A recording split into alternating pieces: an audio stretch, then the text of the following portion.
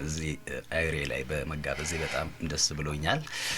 እንግዲህ ያው እስከ 10 ሰዓት ነው ያላችሁት ፕሮግራሙን እንግዲህ እንለፋለፈዋለን። ጨዋታውም አለ ሙዚቃውም አለ።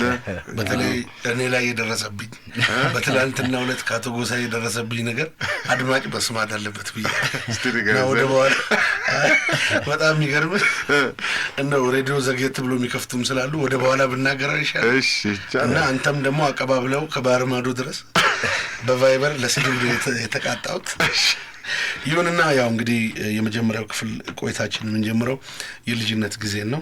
እስቲ የጎሳይን ዜማ እናድምጥ። በያላችሁበት የሬዲዮ መስመራችሁን 97.1 አድርጉ። ክቡራትና ክቡራን የምትወዱት አይሬ መደመጥ ጀምሯል። ከተወዳጁ ድምጻዊ ጎሳይ ተስፋዬ ጋር እስከ 10 ሰዓት ድረሳለን። ሰላም ለእናንተ ይሁን። እንግዲህ ሌላ ጊዜ ቢሆን ዘፈን እየተከተልኩ ዘፈን ነበር፣ አይሞከርም አሁን። ጎስሽ የልጅነት ጊዜ እንዴት ነበር? የልጅነት ጊዜ በጣም ደስ የሚል ጊዜ ነው ያሳለፍኩት ማለት እችላለሁ። ከሰፈር ጓደኞቼ አንስቶ እስከ ትምህርት ቤት ጓደኞቼ ድረስ በጣም ወርቃማ ጊዜ ነው መቼም ልጅነት ለማንም ቢሆን። የት አካባቢ ነው የተወለድከው? እኔ መርካቶ ነው የተወለድኩት፣ መርካቶ 7ኛ አካባቢ። የተማርኩት የካቲት 23 የሚባል ትምህርት ቤት በኢሌመንተሪ ደረጃ፣ ከዛ በኋላ ኮልፌ በሃይ ስኩል ደረጃ ተመርቄያለሁ። ቆንጆ ጊዜ ነበረኝ። ከሞያው ጋር በተያያዘ ከልጅነቴም ጀምሮ ነው ሰራው ማቀነቅነው የነበረው። አለ አይደል ትንሽ ሰርግ ቤትም ስዘፍን እየተኮረኮምኩ እየተገረፍክ ታሳልፋለህ። ምክንያቱም በዛም ዘመን የአብዛኞቹ አርቲስቶች ወላጆች የኔንም ጨምሮ ማለት ይቻላል ትንሽ ትምህርቱ ላይ እንድናደላ ነው የሚፈልጉት ሞስት ኦፍ ዘ ታይም እና ያንን ነገር ብዙም እንትን አይሉትም ነበረ። በተለይ እኔ ያው የሙዚቃው ፍቅር በጣም የእውነት በቃ እያደረብኝ መምጣቱን ሲያረጋግጡ እነሱም ተውኝ ጭራሽ ድጋፍ ያደርጉልኝ ጀመር ማለት ይቻላል። እና አሪፍ ጊዜ ነበረኝ በጣም። እንግዲህ በልጅነት ጊዜ ያው እንደሚታወቀው ማንም ሰው ያቀነቅናል። እንኳን እንደናንተ አይነት ዛሬ ትልቅ ድምጽ አይሆነ ቀርቶ ልብስም ሲያጥቡ ገላ ገላ ገላ ገላ ያለው እንደው በአንተ ጊዜ ለአፍ የቀረበ ወይም እንደው ቀልብ ያረፈበት ዘፋኝ ማን ነበር? የነማንን ዘፈን ነበር እየሰማህ? እኔ በጣም ብዙ ዘፋኞችን ጫወት ነበር ልጅ እያለሁኝ። የቴዎድሮስ ታደሰ፣ የሙሉቀን መለሰ፣ ያው እንግዲህ መቼም ካፌ አይጠፋም ሁሉ ጊዜ በተጠየቁበት አጋጣሚ ይሄንን ነው የምለው። የኔ ኤፍሬም ታምሩን መጫወት ነበር። ይገርማል የአስቴር አወቀን ራሱን ጫወት ነበር። በቃ አይገርምም? አቀነቅን ነበር። እንደውም ናይት ክለብ የገባሁ ጊዜ የአስቴር አወቀን ሪኩዌስት ያደርጉ ነበር በስነ ስርዓት። የትኛውን ዘፈን? አንጎራጉራለሁ የሚለው የማታ ምትላ ዘፈን እሷን ጫወት ነበረ። ከልጅነቴም ጀምሮ እንትን ነበር ማለት እንደ መድረክ በጣም የወጣሁበት የመጀመሪያው የኬኔዲ መንገሻ በመላኑ በመላ የሚለው ዘፈን አለ። እሷን ጫወት ነበር። የአክሊሉ ስዩም መለየት ክፉ ነው እንዳያረሳሳሽ ምትሏን ዘፈን ጫወት ነበር። ቆንጆ ጊዜ ነበር። ያው በጣም ጎዝሽ ለየት ያለ ነው ያዘፋፈን መቼም ሁሉም ሰው የሚለው ነው። እንዳልከው ሙሉቀን መለሰ፣ ቴዎድሮስ ታደሰ እና አንተ ለየት ያለ ነውና ቴክኒኩንም ምንም አብረህ ወስደው ነበር ማለት ይቻላል። ምክንያቱም አየህ ያንን ሰው ያንን አርቲስት ወይም ያንን ድምጻዊ ስትወደው ሁሉንም ነገር ይዘህ ነው እኮ የምትሄደው። ሳታውቀው ገብቶሃል። ያው ቴክኒኩን ይዘኸው ትሄዳለህና ከዛ አኳያ የእነሱ ተጽዕኖ ያደረብኝ ይመስለኛል። የሚገርመኝ ነገር አሁን ለምሳሌ ያው የአስቴርንም ስትል ቨርቹዋል የሆነ ምንም የትኛውንም ፍሌክሲብል የሆኑ ድምጾች አሉ የትኛውንም አይነት ዘፈን ለመስፈን። ለምሳሌ ጎሳይ ጋር ስትሄድ ባህሉም አለ ዘመናዊውም አለ ሁሉም ላይና በጣም ነው ደስ የሚለው። ግን አሁን ያው የተለየ አይነት የድምጽ ኮርስ እና ትምህርት አልወሰድክም? ኤክሰርሳይዝ በማድረግ የመጣ ነው ወይስ? ኤክሰርሳይዝ ያው እንግዲህ ሁሉ ጊዜ ደም ውስጥ ካለ አንድ ነገር ያው መቼም አያስቀምጥህም። ሁሉ ጊዜ ትዘፍናለህ። አሁንም አላቋርጥም ቤት ውስጥ ወርቀዋለሁ ነው በደንብ ያስፈልጋል። 4 ሰዓት ስራ ነው። አዎ ተፈጥሮ ዋነኛው ነው መቼም ጎሳዬ ላይ የምናየው፣ ግን እሱን አዳብሮታል። ከተፈጥሮን ባሻገር ደግሞ ፍላጎት በጣም ትልቁን ድርሻ ይዛል ብዬ አስባለሁ። ጊዜውን ምክንያቱም ይሄ ስራ ነው። ለጎሳዬ ሌላ ነገር የለውም። ገባ? ጎሳዬውን ኮንትራክተር ሊሆን አይችልም። ይሄንን ትልቅ ሀብቱን 24 ሰዓት ኤክሰርሳይዝ እያደረገ ከሙዚቃ መሄድ ራሱ ልጠብቀው ይገባል። በጣም እንግዲህ ጎሳዬ ከተለያዩ አርቲስቶች ጋር ሰርቷል። በርካታ ነገሮችን አሳልፈዋል። ብዙ ጨዋታዎች አሉ።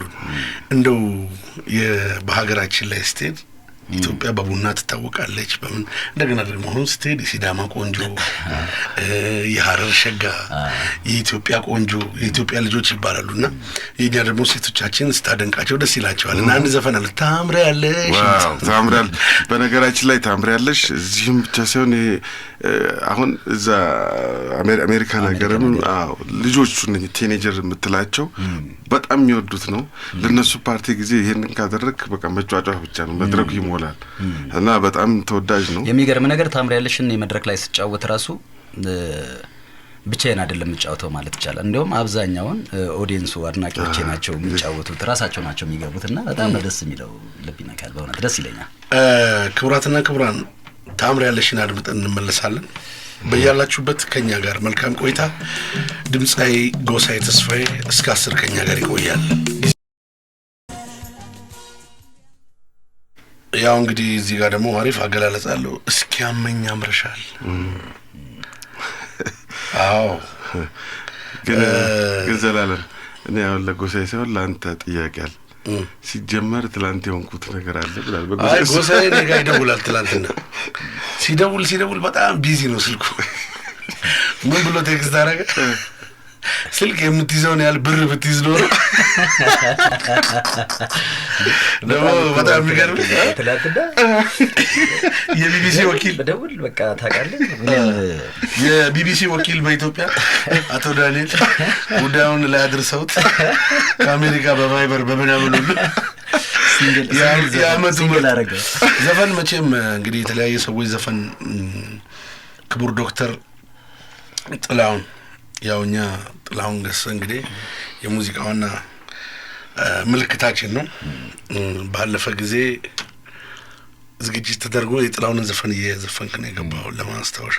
አስቴርም የሚኒሊክን ነው እንደዚህ ነበር መድረኩ ላይ ነው። የተለያዩ ሰዎች ዘፈን ይዘፍናሉ የሰውን። እኔ አንዴ ጎሳዬን ዘፈን ጭፈራ ቤት ውስጥ ቶክሲዶ የሚለውን ዘፈን ሲዘፈን ሰውዬ ተናጋሪ ነው ሎሎሎሎ የሚለውን ልጁ በሚገርም ሁኔታ እንደ ካሳ ተሰማ አድርጎ ሎሎሎሎ ነው ሲል ውጣና ወይ ቆሎ ቆሎ ቆሎ ብትል ይሻላል እዚህ እኛ ላይ ጎሽ። እንግዲህ ክቡራትና ክቡራን በርካቶች እየጠየቁ ያሉት ነገሮች አሉ። ጎሳዬ አዲስ ነጠላ ዜማም ለቋል። ከመጀመሪያ ሲጫወት በነበረው ጊዜ ጎሳዬ ብዙ ጊዜ ከሰዎች ጋር ተግባብቶ መስራትን ይችላል የሚል ጥያቄ አለና ለሱ ማሳያ ደግሞ በህብረት የሚሰሩ ስራዎች ላይ በጣም የራሱን እንተጠብቆ ተግባብቶ ሃርመኒ ፈጥሮ ሙዚቃን ማንጸባረቅ የሚችል ልጅ ነው ይለዋል። ለምሳሌ እንደዚህ አይነት ነገሮች ከባህሪም ይመነጫሉ። አንተ ከአሌክስ ጋር ነበር ተሰሩ የነበረው። አሌክስም ያው በሀገር ርቀት ምክንያት ነው እንጂ እንትን ያላችሁትና ከብዙ ሰው ጋር አሁን ከቡዛዮም ጋር መድረክ ላይ ሰርታል፣ ከኤፍሬም ጋር ሰርታል። ከዚህ ጋር በተያያዙ በጥንድ ስለሚሰሩ ስራዎች ከመጀመሪያዎቹ ከአሌክስ ጀምረን እያወራን በጥምረት መስራት በጣም ደስ ይላል። በሰለጠነው ዓለም እንደዚህ የገዘፈ ስም ያላቸው ሰዎች በጥንድ ሲሰሩ እናስተውላለን። በጣም በጥቂቱ ልንገርህና እንደ ቢዮንሴና ሻኪራ እንኳን አንድ ላይ የሰሩበት አጋጣሚ አለ። የራሳቸው ዝና፣ የራሳቸው ክላስ፣ የራሳቸው እኮ ነው ያውቁታል እኮ። ግን ጥምረት መፍጠሩ ግን ተተኪውን አርቲስት ምን ያህል ሊያንጽ እንደሚችል እንዴት ፍቅር እየሰበኩ እኮ ነው ታውቃለህ። ፍቅር እየሰበኩ ነው እና ፍቅርን ነው የምትሰብከው ብዬ አምናለሁ። በዛ ስለማምንም በጥምረት መስራቱ በጣም ደስ ይለኛል። ምክንያቱም ጎሳዬ የራሱ አልበም ነገ ከነገ ወዲያም እግዚአብሔር ጤናና እድሜ ይስጠው እንጂ ይኖረዋል። የራሴ ይኖረኛል። የራሴንም እናትዬ አልበም ላይ ሰርቻለሁና ከነ አለማየሁ ሂርጶ ጋር እንዳልከው ከአንጋፋዎቹ ስትወስድ ደግሞ ከነ ኤፍሬም ታምሩ በጣም ከምናደንቀው የኪነ ጥበብ ሰንደቅ ዓላማችን ናቸው ከምንላቸው መካከል አንዱ ከሆነም ደግሞ ከጋሽ ማሙድ ጋር የተሰራ ስራ አለ። ጥምረት ሲኖር ስራው ያምራል፣ ውበት አለው።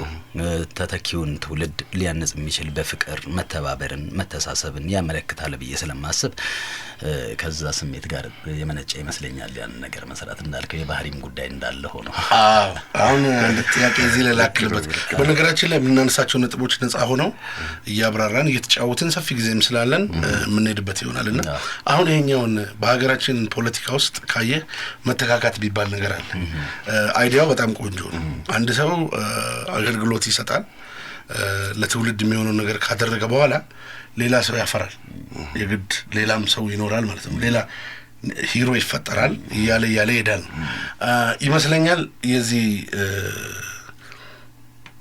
አደራ ከጋሽ ማሙድ ጋር የተጫወትከው ሀሳቡ ተወራራሽ በዜማም ጊዜ የሚተካ አለ ነው አይደለ? የሀሳቡ ምንጭ ነው። የሀሳቡ ነው ያመነጨሁት እኔው ራሴ ነኝ።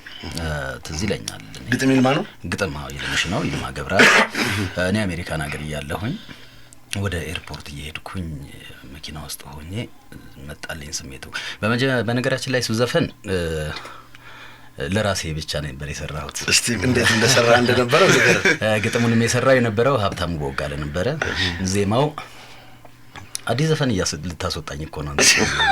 ችግር የለውም እንግዲህ ያው ትሽ ቅር እንዳይለው ያው ስራው ስለተሰራ ምንድነው የሚለው የነበረው የኔ ሆድ ለጊዜው ብርቅሻ ተስጊ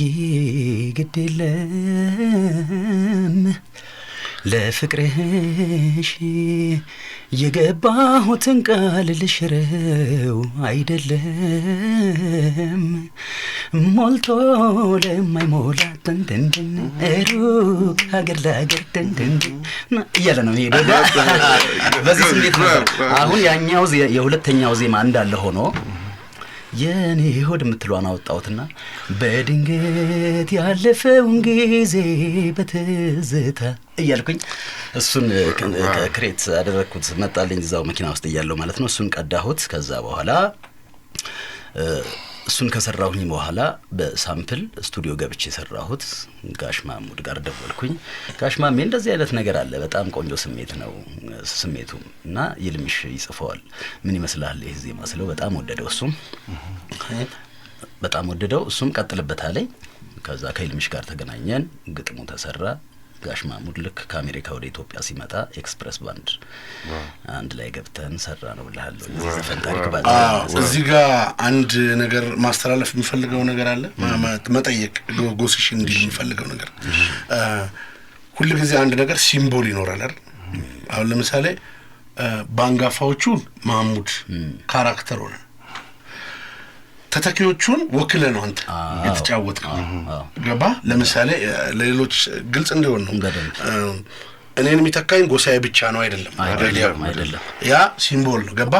ሌሎች አንተ ፖይንቱ ነው። በቃ ይሄን መልእክት መተላለፍ አለበት። ምክንያቱም ብዙ ጊዜ ሰዎች በራሳቸው ትርጉም ይሰጣሉ።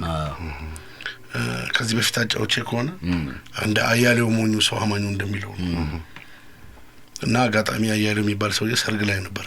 ግን የዘፈኑ ላይ ሰርግ ላይ ዘፈናል። አየው አይደል አያሌው ነው ባሽሙር የነገረው እንደሚባለው እንዳይሆን ነገሩ አንድ ነገር ሲሰራ ለኛ ላይ የትውልድ ማሳያ ነው። ጥሩ አይዲያ ነው። ከማሙድ ጋር ነው የተጫወትከው። ማሙድ ሲሸለም ምን ተሰማ? ጋሽ ማሙድ ሲሸለም ነው ሸራተን ጥሪ ተደርጎልኝ ሄጄ ነበረ። ሙዚቀኞችም ስራውን አጥንተው እኔንም ጋሽ ማሜንም ነው ሰርፕራይዝ ያደረጉት። ልክ ሙዚቃው ሲጀመር ነው የገባነውና በጣም ደስ ይላል። ቀደም እንዳልከው ግን ምንድነው የዛኔ እንትን ያለን ጊዜ ይሄኛውን ዘፈን ማለት ነው ከጋሽ ማሙድ ጋር ስንሰራ ብዙ አርቲስቶችን ታምራት ደስታ፣ ማዲንጎ፣ ጌትሽ ማሞ፣ በጣም በርካታ ናቸው። ስማችሁን ከዘለልኩ በጣም ይቅርታ አድርጉልኝ። እነሱ ራሳቸው ከኔ ኋላ ሆነው አንድ ላይ ቅድም ያልከው ነገር ነው። ለጎሳዬ አይደለም ማህሙድ ይህንን ነገር የሰጠው ለነ ጎሳዬ ነው። ስለዚህ ይህንን ነገር ለማንጸባረቅ ብለን አንድ ላይ መድረክ ላይ ወተን ነው ጋሽ ማህሙድን ያጀብነውና ይህንን ስራ የሰራ ነው። በመሸለሙ በጣም ደስ ብሎኛል። በጣም ይሄ ትልቅ ምክንያቱም የኪነ ጥበብ ባለሙያዎች እንደዚህ ሲከበሩ በጣም የሚያኮራ ትልቅ ነገር ነው። ምክንያቱም የሀገራችን የሙዚቃ ኢንዱስትሪ ከድሮ አሁን ያለበትን ደረጃ ያመጡልን ያሸጋገሩልን እነሱ ናቸው። ዛሬኛ በክብር ምንጣፍ ላይ እንድንቆም ያደረጉትን ነጋሽ ማህሙድን የመሳሰሉ ትላልቅ አርቲስቶች ናቸው ብዬ በእርግጠኝነት መናገር እችላለሁና በመሸለሙ በጣም ከፍተኛ የሆነ ደስታ ተሰምቶኛል። አዎ እንግዲህ በጣም ጥሩ ነው አይዲያ። ቦታን ጊዜ ዘመንን ይለቃል፣ አመት ይተካካል። በነገራችን ላይ እዚህ ስቱዲዮ እኔ ጎሲሽና ዳኒነን ውድ አድማጮቻችን በእናንተ ስም ለዳኒ አንድ መልእክት ማስተላለፍ ፈልጋለሁ። ሃፒ በርዝዴይ ዳኒ። ቴንክ ዩ ዛሬ ዳኒ ግዛው ልደቱ ነውና የልደት ቀኑን ምን እኔ ማስታውሰው በያላችሁበት ለአይሬ ስርጭት ረጅም ዳኒም ለረጅም እድሜ ላንተ ለወዳጅነታችን በጣም ጎሲሽ እዚህ መሀላችን አለ የተዘጋጀውን። እሺ እንቀጥላለን ከፕሮግራሙ በኋላ እንግዲህ ያው ስለ ማሙድና ጎሴ ነበረ። እንግዲህ ትውልድ መቀጠል የሚችለው ሞትን አሸነፍከው አለኝ። እኔ መጀመሪያ ልጅ የወለድኩ ቀን አንድ ወዳጄ ዘላለም ኮንግራ ሞትን አሸነፍከው ስትወልድ ነው። እና በብዙ ነገሮች ደግሞ በሙያም አባትነት አለ። የግድ ካብራክ እንትን ብለህ ብቻ ስትወልድ አይደለም። በሙያ አንድ ሰው ምን ያደረገ ነው። ለምሳሌ ጎሲሽ ይኖርበት የነበረው አካባቢ ድንገት ነው የተቀየረው። ማለት አንተ ስር የነበሩ ልጆች አሁን የራሳቸውን ቢዝነሶች ምናምን የሚሰሩ ናቸው። መቀየር ማለት ይሄ ነው እንጂ ብቻን ወደ ላይ ወጥተህ ከታች እሱ አይሆንም። ስለዚህ በጋራ ይሄንን ነገር ሼር እናደርገዋለን ሁላችንም ባለንበት በተሰማራንበት መስክ ላይ። ጎሲሽዬ ተመችቷል? በጣም ደስ የሚል ጊዜ አሳለፍክ ያለው? አዎ በደንብ ጃኬትን እዛ እያደረገ አሁን እየጠጣ እየተዝናና ይሄ መቼም ከምንም እንትን ቪአይፒ ሩም ነው የሚመስለው። እስቲ እንግዲህ ሰው ዳዴ ይላል። አሁን ለምሳሌ ማስታወቂያ እኔ መስራት ስጀምር መጀመሪያ ሐዋሳ በሆርን ስፒከር ተቀድቶ የሚለቀቅ ማስታወቂያ ነው ማንበብ የጀመርኩት። እዚህ ጋር ባዛር አለ ምናምን የሚል ከዛ ነው ጀመረ። በድምጽ አይነት ደግሞ ሲጀምር ከሰፈር ውስጥ ያጨበጨብክ ምን ይያል። ከዛ ደግሞ ወደ ክለብ ነው የምትሄደው። መጀመሪያ እስቲ የክለብ ህይወት ገጠመኞች እንዴት ናቸው? እስቲ ክለብ ህይወት ጥሩ ነው። ያው ማለት በየቀኑ መስራት አንደኛ ከምታገኘው ገንዘብ በላይ ድምጽህን ነው በጣም የሚሞርደው። ምክንያቱም ኤቭሪዴይ ነው የምትሰራው። በቃ ወርክ አውት ታደርጋለህ ማለት ነው። እና በጣም ቆንጆ ጊዜ ነው የነበረኝ። የተለየ ብዙም ነገር የለውም። ገጠመኝ ሲባል እኮ አንዳንድ ጊዜ ይጠፋባል አይገኛል ይደበላልና እነማን ነበሩ መጀመሪያ ክለብ ውስጥ ዘፍና አብረው የነበሩ? ከክለቡ በፊት መጀመሪያ እንትን ባነሳልህ ይሻላል። እኔ ትምህርት ላጠናቀቅ የነበረበት ዘመን ወደ 1980ዎቹ አካባቢ መስታወት የቲያትርና የሙዚቃ ክበብ ወይ ማዕከል ነበረ። በጣም ብዙ አሪፍ ልጆችን አፍርቷል። ካፈራቻቸው መስታወት ካፈራቻቸው አሪፍ ልጆች ደግሞ አብነት አጎናፍር ይገኛል። አዎ ቴዲ ያለች ቴዲ አፍሮ እሱ አለ አሉ ልጆች ወደ ነገር ነው ይስማልም በርጋ በቲያትሩም አሉ እነ ኤርሚያስ ሙሉጌታ ክሊሉ እነ ታምሬ ወርቅነህ ስንቱን ገልጬ እንደምችል አላውቅም። እነ ተስፉ በርታ የሚባሉ በጣም አሁን እንግዲህ በተለያየ ዓለም ላይ ሆነው ስራቸውን ይሰራሉ። ጥሩ ነው ያሉት እግዚአብሔር ይመስገን። እነሱም እንጠያየቃለን እንደዋወላለን። ከዛ በኋላ ነው እንግዲህ ወደ ክለብ የሄድኩት። እዛው መርካቶ አካባቢ ወደሚገኝ ሙሉ ትንሽ አነስተኛ ክለብ ውስጥ ነው የጀመርኩት በክለብ ደረጃ። እዛ ያልኩኝ ሸዋጌጥ የሚባል ቤት መጣሁ። ከክስታኒ ባንድ የሚባልም ነበረ በነገራችን ላይ እዛም ሰራ ነበረ ከአብነት ጋር አንድ ላይ ሆነን ጸጋይ ስሜ ኦሴባሳ እሱ የነበረበት ማለት ነው። እና በጣም ቆንጆ ጊዜ ነበረን። በጣም ደስ ይላል። አሪፍ ነው። በጣም ቆንጆ። ከዛ በኋላ እኔ ጎስሽን ያየሁት ሸዋጌጥ ነው። በቃ ማለት ሌላ ሰው እንዲዘፈን አይፈልግም። ሁሉንም ዘፈን ሌላ ሰው እንዲገባ አይፈልግም። ግማሹ የራሱ ምርጫ ነበረው። ይመጣል እዚህ ጋር ይላል ምናምን ሁሉ እና የክለብ ህይወት በጣም ቆንጆ ነው። ከዛ የመጀመሪያ አልበም ቴክ 5 ነው። የመጀመሪያ አልበሜ ሶፊ ይባላል። ሶፊ አበበ መለሰ በጣም ተወዳጁ የምናከብረው የምንወደው ዜማ ደራሲ አበበ መለሰ ጋር ነው የሰራ ነው። እሱን ሸዋጌጥ ክለብ ውስጥ በነበርኩበት ጊዜ ነው የሰራሁት። እዛ መጥቶ አየኝ፣ በጣም ወደደኝ። ሶፊ የሚባለውን አልበም ሰራን። ያው በማርኬት ደረጃ ብዙም እምብዛም ነበር፣ ያው ብዙም ተሰሚነትም አልነበረው። ከዛ በኋላ ግን ቴክ 5 ሶፊ ምን ማለት ነው? ሶፊ ረፊ ሶፊ ረፊ እንዳትቀጠፊ ምናምን የሆነ በቃ ዘዋሪ አቱኝ ነው ነገር እና ከዛ ጋር የተያያዘ ነው። በጣም ብዙ ስራዎች ነበሩት፣ ቆንጆ ስራዎች ነበሩ።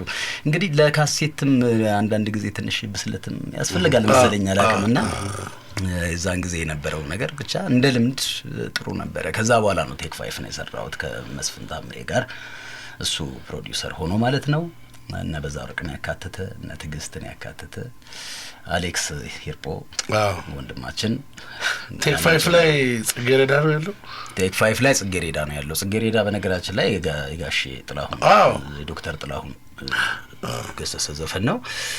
ቆንጆ ነበር፣ ደስ ይላል በጣም እሷ ከአበቦች በጣም አሪፍ እሷ ጽጌሬዳ።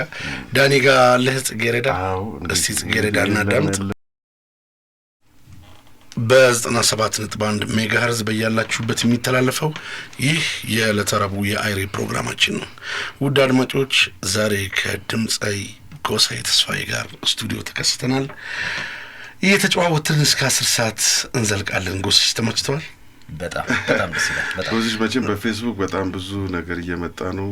በጣም እንደሚወዱ እንደሚያከብሩ እየገለጹ ነው። በጣም አመሰግናለሁ። እነኚህ ሙዚቃዎቹን የመጀመሪያዎችን ከማን ጋር ሰራ? እንደ ጽጌሬዳ አይነቱን ከማን ጋር ሰራ? ጽጌሬዳ ማለት ቴክ 5 ማለት ነው። ቴክ 5 ላይ ደግሞ እንዳለ የሰራው ሙሉጌታ አባተ ነው። ሙሉጌታ አባተ በጣም አሪፍ አድርጎ ነው የሰራው። በጣም ተወዳጅ ነበር። ከዛ በፊት ሶፊ ያልኩህ ላይ አበበ መለሰም ነበረ። ኤክስፕረስ ባንድ ያው በባንድ ነገር ደረጃ ነበር እሱን። ይሄን ሶፊ የሚለውን አልበም ግን ዳግመኛ መስማትና ደግሞ አንድ ቀን እዚህ ሬዲዮ ላይ ማስደመጥ አለብን። ዘፈኖች በመሰለ ከጊዜያቸው ይቀድማሉ፣ ያልፉና እንደዛ ሊሆን ይችላል። እሱ እንዳለም ደግሞ ስንሰማው ነው ትንሽ ብስለት ይጠይቅ ይሆናል የምትለው ነው። እንግዲህ ራሱም የሚወዳቸው እዛው ዜማዎች፣ ግጥሞች ካሉ ድጋሚ ያሳምራቸዋል ማለት ነው። ከልምድ ጋር እንግዲህ አሁን ብዙ በአሁን በአዲሱ ሲንግሎች ላይ የጎሳዬን ችሎታዎች ምን ያህል ከፍ እንዳለ ያየንበት ነው። እንግዲህ ያሳምራቸዋል። ግን ጎስሽ አሁን የብዙ ሰው ጥያቄ የሚመስል ኢትዮጵያ ውስጥ ያለው አንድ ቀን ስናወራ ነበር። ዘፋኝ መንግስተ ሰማያትን አይወርስም ሲባል መንግስተ ሰማያትን የሚወርስም ዘፋኝ አለ አላዱ። ምን ነው ሲባል ከግማሽ በላይ ኮምፒውተሩ ይዘፈንላቸው እና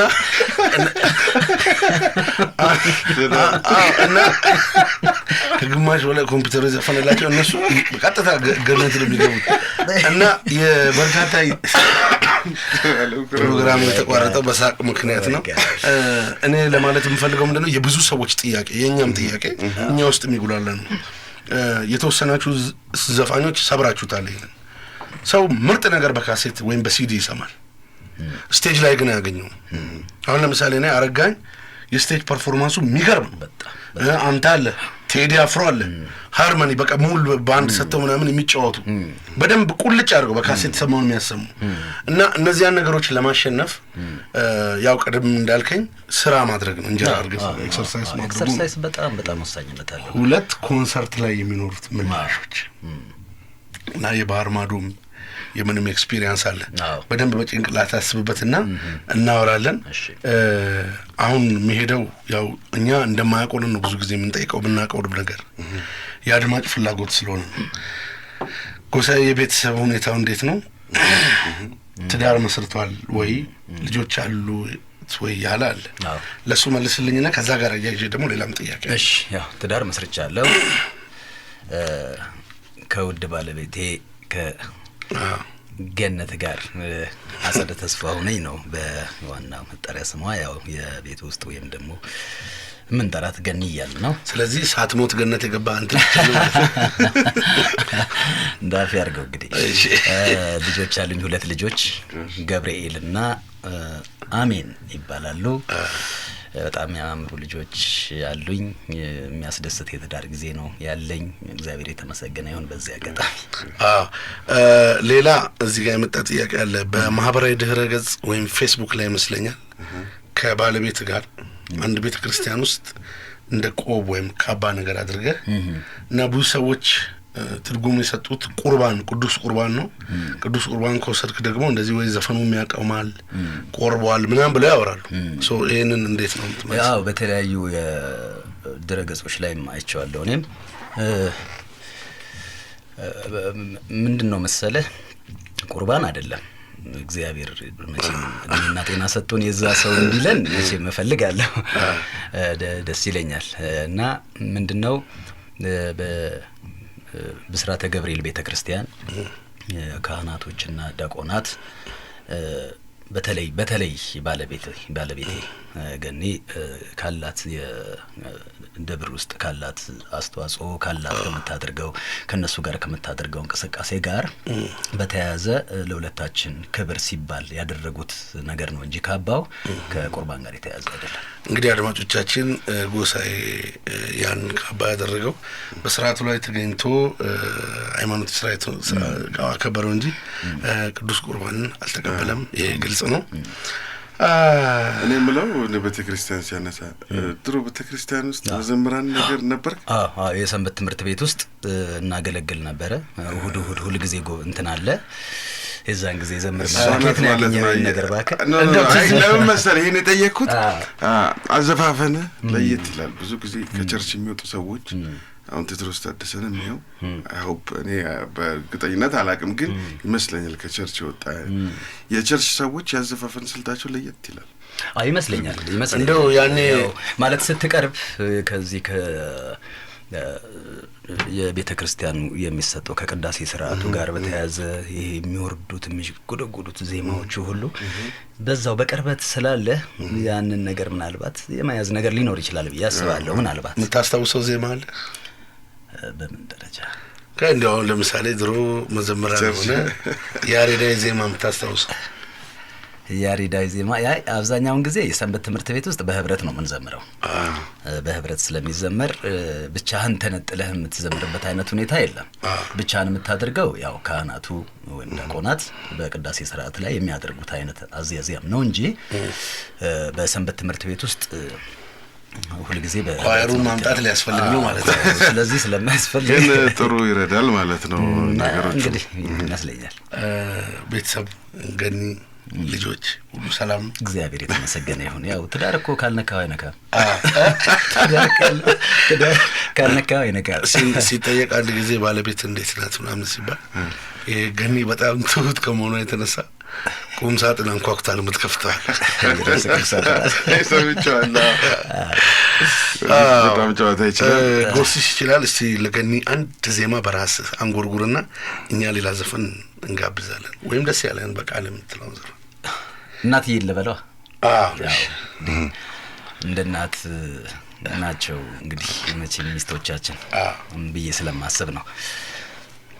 በቁልምጫ ማልበለሽ እኔ የኔ ያለኝታ መከታዬ ደስ እንዲለኝ በመልጥራሽ እኔ እንደ ወላጅ ጠባቂ ወሰንኩኝ ልጠራሽ ብዬ አይ ብዬ እናትዬ አይ ብዬ እናትዬ አይ ብዬ እናትዬ አይ ብዬ።